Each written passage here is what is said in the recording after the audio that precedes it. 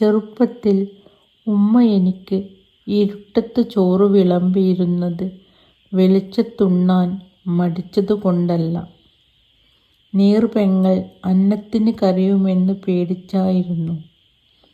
സ്കൂളിൽ കിട്ടും ഉപ്പുമാവ് തിന്നാതെ കൊണ്ടുവരുമവൾ. അനുജനെയൂട്ടും. എച്ചിൽ പാത്രം കഴുകിക്കഴിഞ്ഞാൽ അവൾ അയൽവളപ്പിൽ പുല്ല് പിച്ചാനിറങ്ങും. രാത്രി വറ്റ് ചങ്കിൽ തറച്ച് ഉറക്കം കിട്ടാതെ കിടക്കുമ്പോൾ കേൾക്കാം നേർത്ത കൂർക്കം വലി. പായ കണ്ടാൽ മതി, വേറൊന്നും വേണ്ട പൊട്ടിക്കെന്ന അമ്മയുടെ പായാരവും.